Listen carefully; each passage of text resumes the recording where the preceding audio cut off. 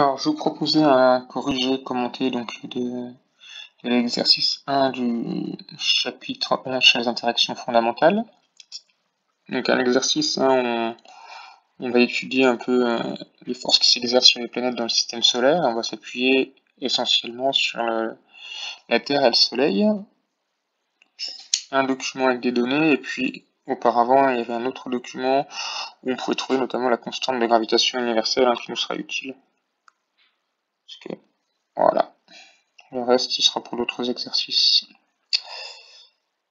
Ok. Donc la première chose, c'est qu'on vous demande de reproduire ce schéma-là. Alors je ne vais pas le reproduire, mais juste commenter. Ce qui est important sur ce schéma, quand vous le reproduisez, c'est pas forcément de faire le soleil à la bonne taille et puis utiliser le compas, c'est de faire quelque chose de propre et surtout de bien placer les vecteurs unitaires qui sont donc ici. Donc les vecteurs unitaires ici, bien les placer. Ok. Et puis, essayez d'écrire un maximum d'informations sur ce schéma. Donc, je vous invite notamment à recopier juste à côté de la Terre la valeur de sa masse. Ok. À côté du Soleil, la valeur de sa masse. Et puis, j'ai fait exprès de mettre trop d'informations pour que vous triez. On sait que pour calculer une force gravitationnelle ou une force éventuellement électrique, on aura besoin de la distance Terre-Soleil. Il faut trouver parmi toutes ces informations laquelle va me permettre de trouver la distance Terre-Soleil, c'est tout simplement le rayon d'orbite, d'accord? Le rayon d'orbite, c'est bien le rayon centre à centre. Donc ici, peu importe où sur l'orbite, vous avez quelque chose de plus fin quand même. Ici, vous avez la distance R, qui vaut 150 millions de kilomètres.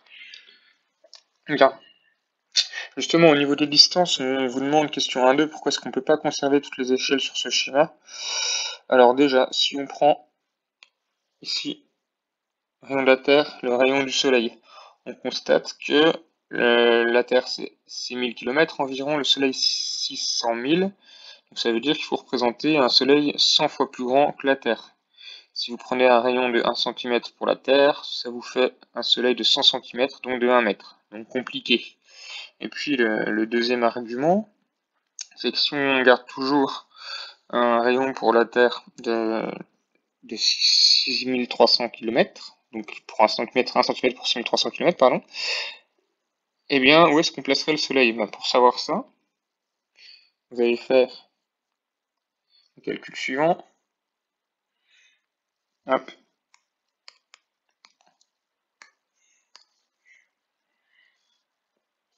On va faire le rayon R, donc le rayon d'orbite de la Terre sur le rayon de la Terre, par exemple. Donc, ça va faire 150 millions, 150 fois 10 puissance 6 km sur, si je prends 6000 km, ça fait à peu près 25 000. Ça veut dire que si vous mettez une Terre de 1 cm de rayon, ça va vous faire une orbite qui va faire 25 000 cm. 25 000 cm, ça fait 250 mètres. Donc vous devez aller 250 mètres plus loin pour placer le Soleil. Donc impossible de conserver les échelles sur un schéma du système solaire. Tout ce que vous avez déjà vu comme image du système solaire, c'est des images de synthèse, pas des vraies images. On ne peut pas avoir à la fois sur la même image les tailles des planètes qui sont correctes et les distances entre les planètes et le Soleil qui sont correctes. Bien. Ensuite, on demande de trouver les coordonnées des forces. Alors pour ça, il faut un peu compléter le schéma. On avait dit ici que on avait R. Donc pour compléter le schéma, pourquoi? Parce que il va nous falloir orienter trouver les coordonnées dans ce repère-là. Donc pour ça, il faut une règle et on va dessiner les forces. Ok. Merci. Voilà. Donc, hop. Voilà, on voit que je passe super bien. Oh putain de merde! Donc ensuite, il faut trouver les coordonnées des vecteurs force gravitationnelle. Hop. Donc, pour pour ça, je vais compléter le schéma. Il va falloir que je représente ces forces pour pouvoir trouver la direction et le sens par rapport à mon système d'axe. Donc je dessine de taille arbitraire. Ok, je vais plutôt crayon à papier. Hop. Parce qu'on sait qu'on va devoir les représenter après à l'échelle, c'est écrit dans l'énoncé. Donc dans la question 5, je vous rappelle, quand vous lisez un énoncé, il faut au moins lire toutes les questions de la partie. Là, vous faites les questions de la partie 1, donc lisez-les toutes avant de commencer à répondre. Hop, ici, force gravitationnelle qu'exerce. Alors, hop. Force gravitationnelle qu'exerce. Donc là, c'est la Terre sur le Soleil, c'est bien le Soleil qui subit cette force. Et là, c'est la force gravitationnelle qu'exerce le Soleil sur la Terre. Voilà. Et là, je vais pouvoir trouver les coordonnées de ces vecteurs force. Donc, je m'appuie juste sur le schéma, là, et puis je vais commencer par la force que subit la Terre. Hop. Donc, force gravitationnelle qu'exerce le Soleil sur la Terre. Ça va être égal à... Alors, hop. Déjà, on peut remarquer que dans notre système d'axe, là, il n'y a pas de composante selon le vecteur unitaire J. Donc, l'ordonnée de la force est nulle. Ok. Et puis, au niveau de l'abscisse, c'est la valeur de la force. Donc ça, il faut connaître la formule. Donc, la valeur de la force, c'est la constante de gravitation universelle fois le produit des masses, divisé par la distance qui sépare la Terre et le Soleil au carré. Donc, ne mettez pas dst carré. Dans l'énoncé, c'est la notée R. Donc, vous mettez bien R carré. Hop. Et puis, il ne faut pas oublier de réfléchir au sens. On voit bien ici, si vous regardez, que cette force, elle est bien opposée au vecteur unitaire. Donc, évidemment, il faut mettre un signe moins. D'accord? Ce qui fait que, ici, ça va traduire tout ça. La valeur. Et le moins sert juste à indiquer le sens. Ok? Donc, si vous devez ensuite trouver les coordonnées de la force qu'exerce la Terre sur le Soleil, c'est le principe des actions réciproques. On sait que ces deux forces vont avoir une même valeur, même direction mais un sens opposé. Donc, à nouveau, coordonnées nulles. Puis au niveau de l'abscisse, j'ai la constante de gravité fois le produit des masses sur la distance au carré. Et cette fois-ci, on a un signe plus qu'on n'est pas obligé de mettre. Mais ça montre bien que ces deux forces sont opposées. On peut aussi écrire éventuellement l'une ou l'autre. Alors, je vais faire celle-ci sous forme les exprimer en fonction des vecteurs unitaires. Donc, on pourrait écrire à la place des coordonnées la force gravitationnelle qu'exerce le Soleil sur la Terre, c'est égal à G fois ms fois mt sur r carré que multiplie le vecteur moins i. D'accord, direction et sens opposé à i. Et puis cette écriture n'est pas très élégante, on préfère plutôt mettre le moins en début d'expression. Voilà. Et puis si on veut être complet, plus 0j, qu'on n'est évidemment pas obligé d'écrire. On peut faire la même chose pour la deuxième, il suffirait de mettre un plus à la place.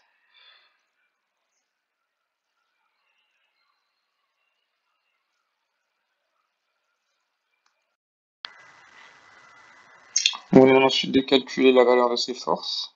Hop. Donc, évidemment, la valeur des deux forces est identique. Donc, la force gravitationnelle qu'exerce le Soleil sur la Terre, c'est la même que la force gravitationnelle qu'exerce la Terre sur le Soleil. D'accord. Donc, on calcule la valeur ici. Donc, surtout, pas de flèche pour parler de la valeur de la force. Donc, G fois mt fois ms sur r carré. Je mets pas de signe devant, hein. Le signe traduit juste le sens par rapport au vecteur unitaire. Donc c'est bien ça la valeur. La valeur, elle est forcément positive pour une force. Donc ensuite, sur la Terre, ça va être... Donc on remplace ici 6,67 fois 10 puissance moins 11. Donc vous pouvez mettre les unités dans le calcul, mais là ça va devenir un peu lourd parce qu'il y en a beaucoup. Juste faites attention à ce que vous faites. Ici, si on va chercher la constante de gravitation universelle, on a des newtons, mètre carré, kilogramme moins 2. Ça veut dire que forcément, il faut que les masses soient en kilogrammes. Ça pose pas de problème, mais par contre, on voit que le rayon il est en kilomètres et qu'on aura un souci. Ok, donc hop, on va penser à convertir. Donc fois donc la masse de la Terre qui vaut 5,973 fois 10 puissance 24, donc bien en kilogrammes, fois la masse du Soleil qui vaut 1,989 fois 10 puissance 30, on est bien en kilogrammes, et puis ici il y a deux pièges, d'accord, on n'oublie pas le carré surtout, donc si on a un carré à mettre, on sait déjà qu'il faut mettre des parenthèses, et puis 150 millions, 150 millions c'est 150 fois 10 puissance 6, et puis on n'oublie pas que pour mettre des kilomètres en mètres, c'est fois 10 puissance 3. Ok, donc 150 fois 10 puissance 9, on rassemblera les puissances sur la calculatrice pour faire le calcul. On va faire l'application numérique sur la calculatrice. Ok. 6 moins 67 fois 10 puissance moins 11. D'accord, on fait attention à utiliser la touche ici pour la puissance de 10. Multiplié par 5,973 puissance 24. Multiplié par 1,989 10 puissance 30. Alors, évidemment, je suis tombé dans le piège de la Numorse. Donc voilà, il faut bien ressortir de la puissance de 10, c'est ça qui est un peu pénible avec cette calculatrice. 1,989 10 puissance 30, divisé par, hop, donc là on n'oublie pas les parenthèses, 150 fois 10 puissance 9. On ressort d'ici, on ferme la parenthèse, on lève bien le tout au carré. Hop. 3,52 fois 10 puissance 20. Attention, la puissance de 10, elle va être fausse si vous oubliez de convertir, par exemple. Donc on écrit bien sur notre feuille. Hop, ici.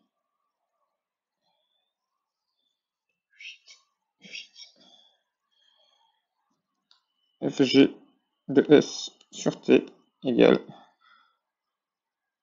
3,52 fois 10 puissance 22 newtons.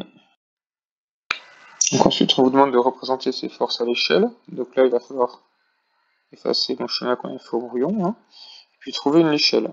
Ok, on n'a pas de règle qui est graduée en newton. Et puis on va essayer d'être malin. C'est-à-dire que certains auraient tendance à dire, bah ça, on représente ça sur 1 cm et basta. Oui, pourquoi pas. Sauf que si vous avez une force qui a une autre valeur à représenter, bah vous allez être embêté parce que vous avez une échelle avec un 3,5 dedans. Ça, c'est pas très pratique. Donc ce qu'on va préférer faire, c'est dire que 1 cm, c'est plutôt 1 fois 10 puissance 22 newtons, et on va pouvoir représenter nos forces. Donc, hop, on va éclaircir un peu. On va faire les forces donc avec la règle de 3,5 cm. Hop. Allez, je fais une en bleu. Donc 1, 2, 3, 3,5. 1, 2, 3, 3,5. On voit que ça arrive presque sur le centre du soleil, mais c'est un hasard. C'est pas fait exprès du tout. Hop. Hop, donc ça c'est F des jeux gravitationnels du soleil sur la Terre. Donc vu qu'elles vont se superposer, se chevaucher, ces forces, on va prendre une autre couleur. On va bien partir du centre du soleil ici, faire en rouge par exemple. Donc 1, 2, 3, Ouais. Et demi. À nouveau, hein, c'est un hasard que ça tombe sur le centre des astres. Hein. C'est vraiment parce que j'ai fait un zoom qui était comme ça. N'allez pas croire que c'est systématique. Donc, de la Terre sur le Soleil. Voilà.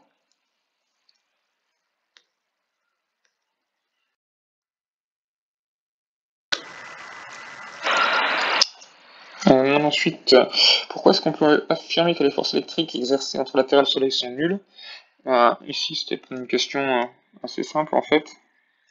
Il suffisait de dire que ces deux corps qui sont pas chargés, hein, le Soleil et la Terre, donc Q-Terre égale Q-Soleil égale 0 coulomb. Donc forcément, la force électrique. Les forces électriques, hein, les deux, sont nulles. Alors, la question ensuite, quelle va être l'interaction qui assure la cohésion de la matière à l'échelle astronomique? Qu'est-ce qui fait que les planètes tournent autour du Soleil? Qu'est-ce qui fait que le Soleil tourne autour du centre de la galaxie? C'est grâce à l'interaction gravitationnelle, puisqu'il n'y a pas d'interaction électrique. S'il n'y avait pas d'interaction gravitationnelle, hein, les planètes ne subiraient pas de force, donc principe d'inertie, elles iraient tout le temps tout droit, tout le temps à la même vitesse. On vous demande ensuite de trouver le champ gravitationnel que crée le Soleil à une distance d de celui-ci. Et ce que j'aimerais, c'est que vous n'utilisiez pas votre cours, d'accord, que vous n'appreniez pas l'expression de ce champ, mais que vous sachiez la retrouver très rapidement. Sinon, ça fait beaucoup de formules à retenir et vous risquez de confondre. Donc pour ça, vous prenez par exemple la Terre, que vous considérez à une distance d du Soleil, et puis vous dites qu'elle subit une force gravitationnelle, telle que, hop, on l'a exprimé tout à l'heure, hein, la force gravitationnelle qu'exerce le Soleil sur la Terre. On a dit que c'était moins G fois la masse du Soleil fois la masse de la Terre sur la distance qui les sépare au carré. Donc on a dit D cette fois-ci, fois le vecteur I. Ça, c'est l'expression de la force gravitationnelle. Mais vous, en fait, vous connaissez une manière plus simple de calculer des forces gravitationnelles. Quand vous êtes en classe, si vous voulez trouver la force qu'exerce la Terre sur vous, vous dites que votre poids, qui correspond à la force qu'exerce la Terre sur vous, d'accord, votre poids, c'est égal à m fois g. C'est ce que vous avez vu au collège. Et puis vous savez que g, en fait, ce g-là, c'est pas forcément une grandeur scalaire. C'est aussi une grandeur vectorielle. Pourquoi? Parce qu'on sait que la Terre, elle vous attire verticalement et vers le bas. Ok. Donc Cp égale mg, je l'écris dans le cas de la Terre. C'est-à-dire que la Terre ne va pas baigner dans son propre champ gravitationnel, mais dans celui du Soleil. Et puis, pourquoi est-ce qu'elle est attirée par le Soleil, la Terre? Parce qu'elle a aussi une masse. Donc autrement dit, la force gravitationnelle qu'exerce le Soleil sur la Terre, je peux l'écrire plus simplement que c'est la masse de la Terre multipliée par le champ gravitationnel que crée le Soleil. Vous remarquerez juste que ici j'ai utilisé un G comme vous faisiez quand vous étiez petit au CP, d'accord, le beau G majuscule, tout simplement pour ne pas confondre avec la constante de gravitation universelle. Voilà. Donc une fois qu'on a fait ça, on a une égalité, donc cette force étant la même que celle-ci, ce terme-là, c'est forcément le même que celui-ci. Ce qui fait que j'égalise les deux termes. Donc je vais écrire en dessous que si j'égalise ces deux termes, ça va faire que moins g fois ms fois mt sur la distance au carré fois le vecteur unitaire i est égal à mt fois le champ gravitationnel créé par le Soleil. Hop. Je constate ici que j'ai un facteur à gauche, dans le membre de gauche et dans le membre de droite, j'ai la masse en commun. Donc je peux diviser par la masse de la Terre à gauche et à droite, et je trouve tout de suite l'expression du coup du champ gravitationnel G créé par le Soleil, qui vaut moins G fois ms sur la distance au carré sur I. Est-ce que c'est logique? On va regarder ça. Déjà, on a une direction et un sens ici. Une direction et un sens. Alors l'autre, d'accord, on est en moins I. le schéma, I, il est vers l'extérieur du Soleil, le Soleil attire bien les astres vers lui. Donc, normal qu'on soit dans un sens opposé à I. Ensuite, qu'est-ce qu'on a d'autre? On a la masse du Soleil au numérateur. Oui, c'est logique, hein. Plus le Soleil est lourd, plus il va attirer les autres astres vers lui. Et enfin, on a la distance au carré au dénominateur. Plus on s'éloigne du Soleil, moins on va être attiré par lui. Vous remarquerez que c'est une distance au carré, c'est-à-dire que si vous éloignez 2 fois du Soleil, vous êtes 4 fois moins attiré par lui. Si vous en éloignez 3 fois, vous êtes 9 fois moins attiré par lui, et ainsi de suite.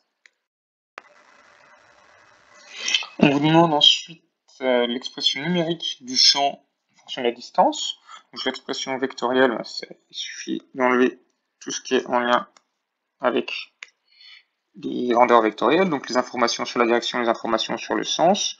Le champ gravitationnel doit forcément être positif en valeur, donc G fois ms sur d au carré.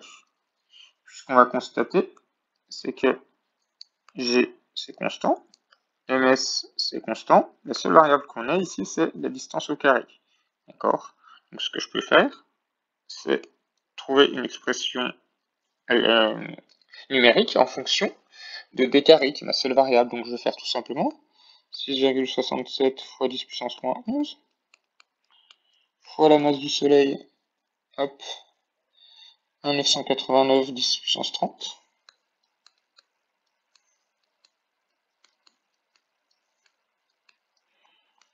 Sur d carré. Et quand je calcule le produit qui est au numérateur sur la calculatrice, je trouve que ça fait 1,33 fois 10 puissance 20 sur la distance au carré. Et donc à partir de cette expression numérique, je vais pouvoir trouver dans quel champ gravitationnel baigne chacune des planètes du système solaire.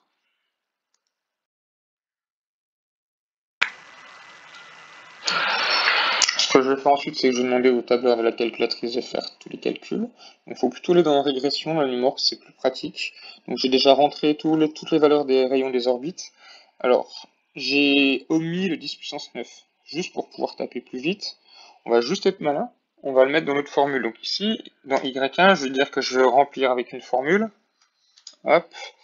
Et donc remplir avec une formule, il faut que je dise que je veux faire 1,33 10 puissance 20 divisé par, hop, on met une parenthèse qu'on sait qu'il va falloir mettre ça au carré. Ah, on n'a pas pris le 1 là. Hop, hop.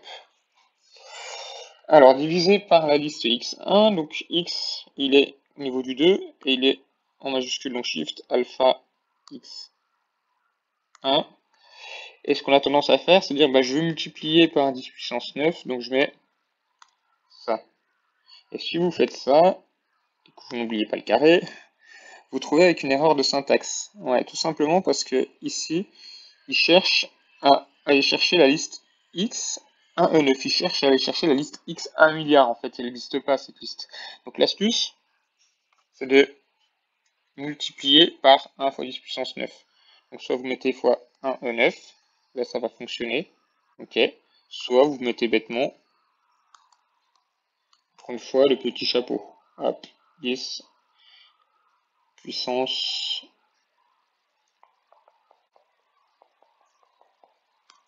9. Et vous avez ici les valeurs du champ gravitationnel créé par le Soleil au niveau de chacune des planètes que vous pouvez recopier dans le tableau. Vous devez ensuite calculer donc les forces gravitationnelles subies par chacune des planètes.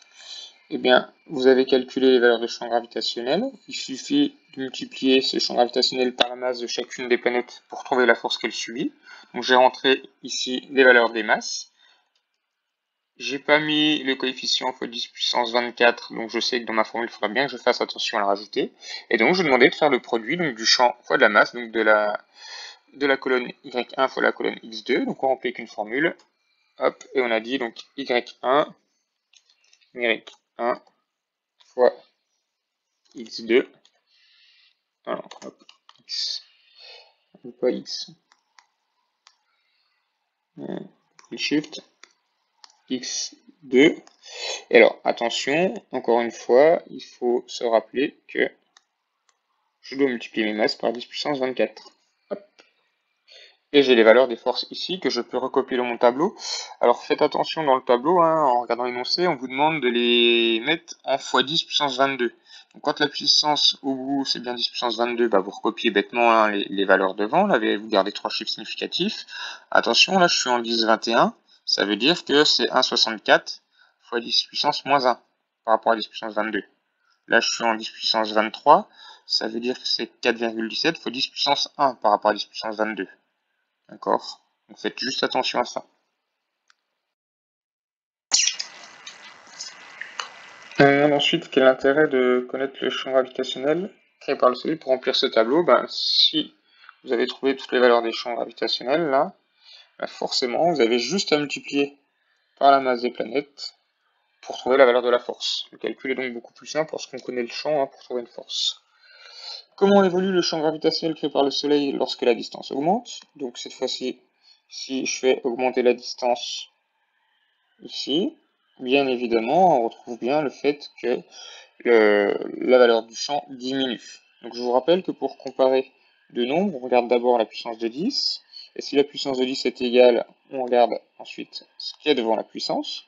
Okay, donc là on a bien quelque chose hein, par ordre décroissant.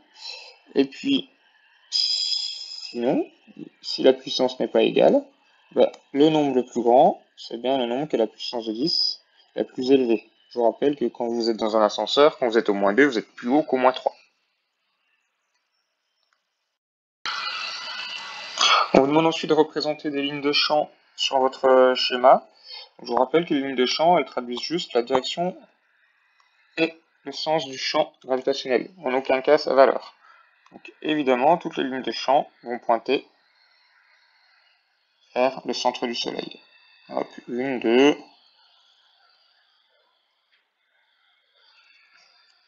3, 4, 5, ça suffira. Hop, voilà. J'efface celle qui est moche, là. Voilà. Donc, ces lignes de champ, par contre, elles doivent traduire le sens de l'attraction. Donc, pensez bien à ajouter sur chacune une ligne de champ orientée vers le centre du Soleil. Et pour terminer, on vous demande si une planète plus proche du Soleil subit nécessairement une force de gravitation plus intense, et on vous demande de justifier à l'aide d'un contre-exemple. En fait, on vous donne déjà la réponse, parce que si vous devez justifier à l'aide d'un contre-exemple, vous devez dire forcément que c'est faux. Comment est-ce qu'on peut le voir? Si je prends par exemple les deux premières planètes du système solaire, qui sont donc Mercure et Vénus, ici, hop, hop, et on remarque que Mercure est moins attiré par le Soleil que Vénus, alors qu'elle est plus proche. Tout simplement, si on regarde au niveau des masses, comment est-ce qu'on l'explique? Au niveau des masses, on a Mercure qui est en fait 10 fois plus légère, un peu plus de 10 fois plus légère que Vénus, donc elle a beau être plus près du Soleil, elle est moins attirée à cause de sa masse. Et puis une autre exception aussi, qui subit une force très intense, ça va être Jupiter. Parce que Jupiter, elle subit une force beaucoup plus grosse que les autres. Là, on est à 42 en 10 puissance 22. Tout simplement parce que Jupiter a une masse qui est énorme par rapport aux autres planètes. Ok? J'espère que ce corrigé vous a plu et qu'il vous a été utile. Si c'est pas le cas, dites-le moi, hein, parce que moi ça me prend énormément de temps de faire ça. Mais voilà, si ça vous est utile, pendant toute la période où c'est un peu compliqué, là j'essaierai de faire des corrigés vidéo.